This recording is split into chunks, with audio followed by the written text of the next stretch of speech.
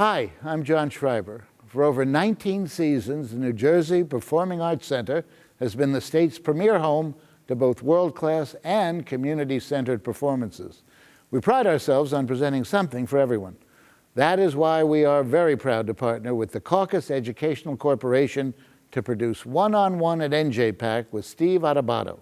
This groundbreaking series features some of the very best talent New Jersey has produced.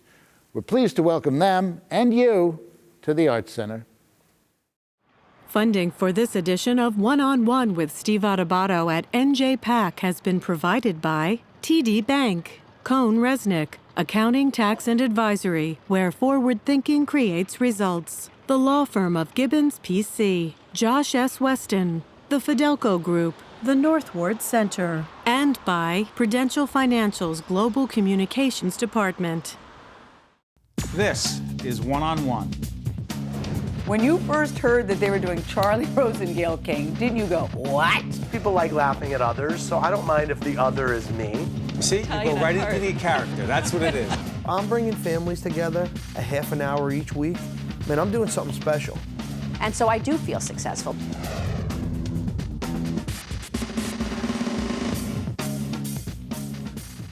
Welcome to the great NJPAC, New Jersey Performing Arts Center. I'm Steve Adubato, and this is One-on-One. I'm pleased to introduce Ted Chapin, who is president, Rodgers and Hammerstein, and also the host of a terrific series called American Songbook.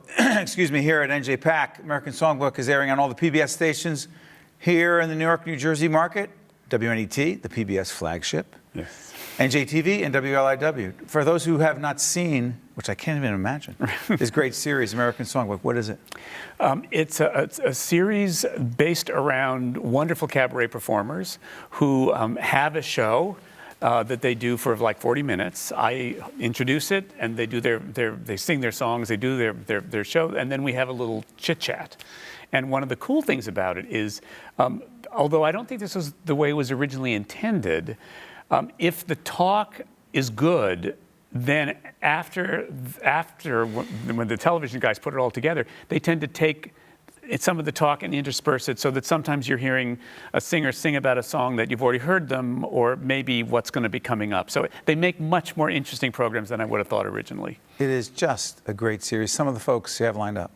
Well, this year we have Seth Rudetsky, who I think also is an advisor to American Song, at NJPAC. Marilyn May, who is an amazing woman of a certain years, have a few years of experience behind her. I think she performed on The Tonight Show more than any other singer, and she's amazing. Catherine Russell is a jazz performer, great. Two cabaret performers from New York, K.T. Sullivan and Jeff Harner, are doing the Sondheim Songbook. So it's a great lineup. Stephen Sondheim. Right. Yeah. Let me ask you this. Why is it so important to keep the American Songbook alive? Why is it important? First of all, it's important because the songs are good. And I think while everybody likes the idea of the new, there's a lot to be learned from the past. And frankly, in an era where people had time to listen, and composers and lyricists who were interested in crafting songs and lyrics, there was some amazing material that was churned out in the 20s, 30s, 40s, 50s, even 60s. And when a new generation of singers discovers these songs, and it's a vast catalog, it's so exciting when they can find something and they'll think, I don't know this song, and look what I found in it. Look what this song says. And that's part of the fun of this kind of examination of it. It's like, you hear a song, maybe it's a song you've heard a lot of times before, but you sit up and take notice if somebody finds something new in it. Your day job. My day job, Rodgers and Hammerstein. I've had the pleasure and privilege of running it for many, many years. For those who don't know what that is, they just know the names. What that is, when Richard Rodgers and Oscar Hammerstein worked together for the very first time for a show that nobody knew if it was going to work, it ended up being a show called Oklahoma. Oh, yeah. And you may have heard of it. It worked incredibly well. And so a team was born, a team that had had a lot of experience working with others. So they knew how the business worked. So from that moment on, they centralized all their business. So the office that I've run is where everything Rodgers and Hammerstein is centered. If you want to do a show in a high school, if you want to do a commercial using My Favorite Things, if you want to do a new production of South Pacific on television, anything you can imagine, all has to come through the office. Why have you told folks, including our producers, it's the best job you could ever have? Well, that's a wonderful question. But you said it. Yeah, no, I've said it. Well, I mean, I say this is the best job. Yeah, well, see. I know why. But aren't we lucky to say that? It's because I loved the theater when I was growing up, but I didn't necessarily want to be a something. I didn't want to be an actor or a director. I didn't know what a producer was. So the idea of being a part of the theater world, I did do a lot of different things growing up. I was a production assistant director. Never acted except in college, but that was probably the best place for me to keep that. Here's a job where I am the squire of this extraordinary body of American work, and to steer the shows, the songs in a smart way, I pull on all the experiences that I've had.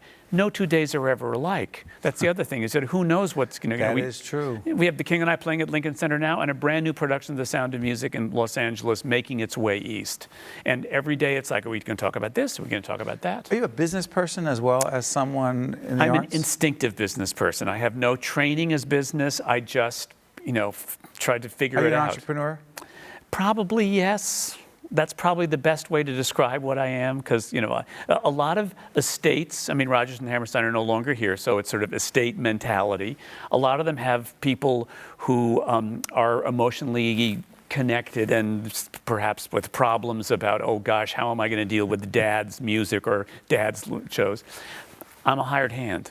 But I have a sensitivity to all that. Also, my mother was a Steinway, so I understand the idea of a family business. So that's kind of fun. I find that interesting. I pull on that, I think, often. In college, what was the Follies?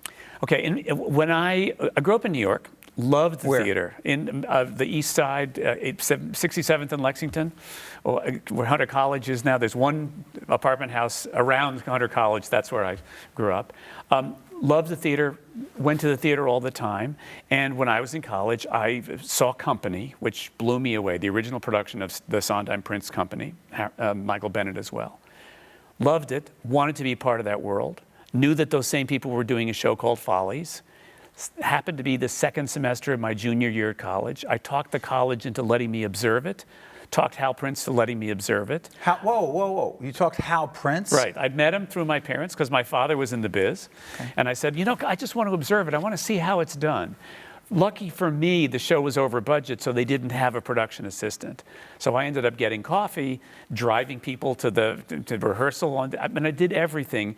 And I kept a journal because I wanted to get course credit from college. And many years later, I was challenged to turn that journal into a book. So I did. It was published in 2003. It's called Everything Was Possible: The Birth of the Musical Follies. And it's a good book. I mean, enough people have said to me, that's a good book. So, as I'm listening to you talk about it, that experience, and what you're doing now, connected back to NJPAC and the American Songbook series, you've gone after the things you've wanted to do. Absolutely.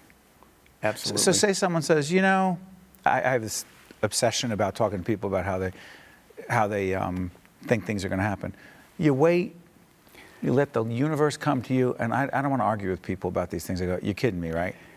You actually think that happens? But also, as you know, you're born into a family that is whatever it is. Go ahead. And if you don't seize the opportunities that are presented to you, the next guy's going to. And there's no reason in the world not to say, Dad, could I? I think I could do that. I see the world the same way. Yes, you have to go indeed. after it. Ted Chapin, president, Rodgers and Hammerstein, host of a terrific series. Watch it on the PBS stations here in the New York, New Jersey market. It's called American Songbook. The great NJPAC on WNET, NJTV, and WLIW out in Long Island, but you see it all around here as well. Thank you, Ted. We appreciate it. My pleasure. Isn't this place great, NJPAC? It is. Stay with us. We'll be right back right after this. Thank you. Visit us online at steveautobato.org. Email us at info@caucusnj.org. Find us on Facebook at facebook.com/Steve Adubato, PhD. And follow us on Twitter @Steve Adubato. We're pleased to welcome back our good friend, Vaughn L. Mckoy, author, mentor, motivational speaker, author of Playing Up and the Coaches Playbook and teaching resource. Good to see you, Vaughn. Glad to be back, Steve. Thank you. We're here at the New Jersey Performing Arts Center here in beautiful Newark, New Jersey. Newark has a special connection for you? Absolutely. You know you're a Patterson guy, right? Well, Newark has become almost my second home. Yeah. Let's talk about this. Playing Up, one man's rise from public housing to public service through mentorship. Is mentorship the theme all the way through?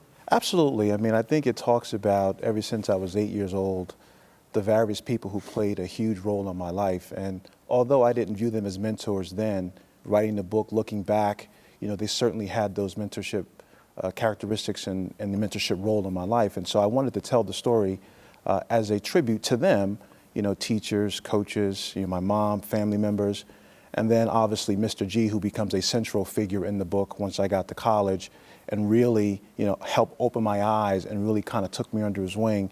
And then that's when it really hit home for me about what mentorship can do and can mean in the lives of individuals. And this, Playing Up, this is the Coaches Playbook and teaching resources. Describe for folks what is in here and why it's so significant. Well, I wanted to do something more than just write a book that people would say it's a great story. How do we get this story out? How do we embed it in the minds and the psyche of young people?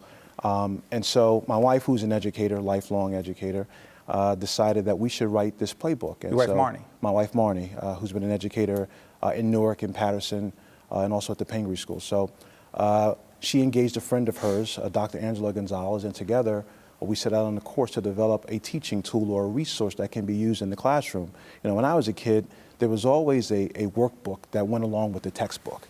And that workbook, you can write in and you could, do different exercises in it. And so we thought it would be a neat tool for teachers to have in the classroom because it would take some of the work and some of the mystery out of the book. If we created something that was turnkey, that would allow them to kind of go along with the lessons with the kids. On mentorship. Give us an example. Well, it's really about leadership and building relationships. I mean, mentorship at its core is about building relationships with people, right? And so I think a lot of times, young people, particularly in our inner cities, struggle with building relationships and trustful relationships and meaningful relationships. And there are studies that show that people and kids, particularly who have meaningful relationships, tend to do better. And so by using that book as a resource to show how I successfully built relationships, with people over time, that kind of helped me to achieve the goals and objectives that I set for myself. And I think a lot of people have to understand that nobody gets to where they are by themselves. They always need help. And for a lot of people, it's very difficult to ask for that help. It was difficult for me because you always think that somebody has an angle. What do you mean by that? Well, when Mr. G came into my life. Tell everyone who Mr. G was. Mr. G, Arthur Goldberg, phenomenal individual who was a businessman, a philanthropist in this state for many, many years, ran publicly traded companies, was very philanthropic, and he was a Rutgers graduate who worked out in the weight room. And give everyone your Rutgers connection. Rutgers football player, had a big win the other night. By the way, we're doing this after the big win.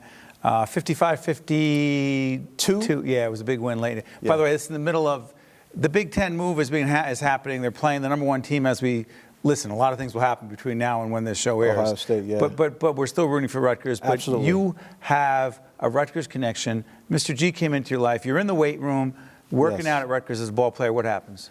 And I mentioned to one of the coaches that I wanted to be a lawyer, and Mr. G was a lawyer.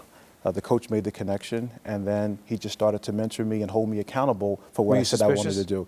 Very suspicious, and that's what I was talking about. Here's a guy who's at the top of his game in corporate America. The fact that he was white, did it matter? It did at that point because, in my community, coming up in Patterson, New Jersey, you were distrustful of white people and white men in particular. They were the police, they were the prosecutors, they were, different things. And so I was very skeptical, like, why do you want me? What can I do for you? And so it took me a while to really see the authenticity and the genuine concern that he had for me as a person. But that was me. imagine, you know, other people in different circumstances when that comes along, it's very difficult to establish that foundation of trust. And so I think it makes it very difficult to build relationships without trust. And so playing up is really about, you know, how to build relationships. Playing up, explain it again. When you were with us last time when the book first came out in hardcover. Yeah. The playing up. It's a metaphor that's used a lot in sports. But is a kid going to play up? That's right. What does that mean? So I've defined it. And playing up simply means, you know, using all of your talents, your skills, your gifts, and your abilities to solve a problem or to leverage an opportunity. In that book, if you go through each chapter, I had to make a decision how I was going to use everything in me to solve a problem or to leverage an opportunity, or in other words, I had to play up. So the coach's guide, the teacher's playbook, teaching playbook, give us one concrete example that goes beyond the book and would actually help from an educational point of view. Right, so the book is broken down into different segments, right? So there's true, false, multiple choice, short answers, group prompts, essay prompts, and writing lessons. And so kids really have a chance to interact with me and get into the mindset that I had, you know, in making decisions in that book so that they can learn from them. Some good decisions, you know, and some poor decisions. And so it's really a way, you know, for them to kind of interact and to discuss in a group setting, you know, with the teacher or with the peer, what was Vaughn thinking, you know, at the time he made that choice? You know, what was he thinking at the time he didn't make that choice? You know, how come Vaughn turned out differently than some of the other characters that he grew up with, you know, in that book? And what does it mean to these young people? And what does it mean to them, right? So then, you know, they began to see themselves in the book. And another reason why we wrote the playbook was to make sure that, you know, we provided, you know, young people with some alternatives about what they could be. You know, because many times in our communities, you know, we promote the rappers, you know, the sports figures, you know, the entertainers, and those professions are fine. But a lot of those kids, Steve, will never reach that level. You know, I was a college football player. I didn't make it to the pros. And there are a lot of people who played with me that didn't make it to the pros. So the kids have to know that you can have a great lifestyle as an attorney, as a physician, as a nurse, as an educator, as a journalist. And so I really, you know, wanted to show them you can do all of those things, you know, and you're successful even if, you know, you don't have an opportunity to play professional or be an entertainer or an actor or a rapper or something like that. Vaughn, how challenging has it been getting into the schools and having the playbook play out in the educational system? Well, you know what? Most schools have been receptive. I mean, you know, one of the things we did in Patterson, you know, we donated 5,500 books to the city of Patterson public schools. Over 5,000. Over 5,000 books. We donated it. And, you know, I was able to raise money from family and friends of mine to purchase the books, and we donated them. And so the city of Patterson now is using the book in their public schools in their 8th grade curriculum, and they rolled it out a few weeks ago. And there's a charter school in Patterson, the Community Charter School of Patterson. They're using the book. And so I have proposals out to other, you know, school districts as well, because we really believe that, you know, this tool as a turnkey resource can be used in the classroom and in after-school programs. So, you know, the Boys and Girls Clubs, you know, Big Brothers, Big Sisters, any youth program at a church. And so the content is adaptable, you know, for anyone who's working with young people. And your next book? Wow, I'm working on a book called Rookie. Rookie, yeah, and Rookie is an allegory, and it's about a rookie, this young man who's being mentored by a very successful businessman, and there are 12 lessons, and in Rookie I go through, you know, the 12 powerful mentee tools that I've learned from a mentee's perspective. And at the end of each chapter, there's a little worksheet that people can kind of work through. And to go back to your first point, the first chapter in Rookie is called vulnerability. You know, and being vulnerable, and that the first step to developing a successful mentoring relationship is to be vulnerable. I had to open myself up, you know, to a white Jewish man who was there to help me, but I had to be open to that, and I had to be vulnerable and willing to expose something, and so that's very, very important. Powerful stuff. Before I let you go real quick, you and I talk leadership all the time, on and off the air, but right now, number one leadership lesson you've learned so far is? Following your passion. Following your passion. Because in your passion, you can be the leader that no one else can be. And so leadership to me is following your passion, pursuing your dreams, and make sure you're leading the way for other people. And playing up one man's rise from public housing to public service through mentorship. Coaches Playbook and teaching resource, Vaughn Mckoy. The book, the playbook, it's all good stuff. It's making a difference in the lives of thousands of kids, and we wish you nothing but the best, our friend Vaughn Mckoy. Thank you, Steve. Keep Appreciate it up. All right, stay with us. One-on-one from the beautiful New Jersey Performing Arts Center in the heart of Newark, New Jersey. Stay with us. We'll be right back. Thanks, Vaughn. Thank you. Visit us online at steveautobato.org. Email us at info@caucusnj.org. Find us on Facebook at facebook.com/Steve Adubato, PhD. And follow us on Twitter at Steve Adubato. We welcome Tina DeMarco, Clinical and Administrative Director of the Infusion Center at Englewood Hospital Medical Center, and Rudy Walker, who was a patient at the Dizzy Gillespie Memorial Fund at Englewood Hospital and Medical Center. Good to see you. Good to see you. Now, what is the Dizzy Gillespie Memorial Fund? Well, it was set up by Dr. Frank Forty. He was Dizzy Gillespie's oncologist. Dizzy Gillespie passed at Englewood Hospital. What year? I think it was in 1993. That's right. Yeah, and Dr. Forty was his oncologist. And he made a request to Dr. Forty to help out jazz musicians who weren't as fortunate as he. And so they set up this program to help musicians who were... You're a jazz musician. I am, all my life. And in '94, I was in need of a hip replacement. I really had a bad arthritic hip. And I was referred to the Jazz Foundation of America in New York, who then connected me to Dr. Forty, who was Dizzy's doctor. And at that time, the program had, been underway for just about a year. How much did it mean to you?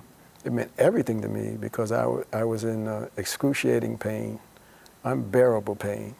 I came down with rheumatoid arthritis at 11 years old. You're a drummer, too. Yes. So it took a lot for me to, play drums, especially in pain. But, I was determined and developed my skills to be a professional musician.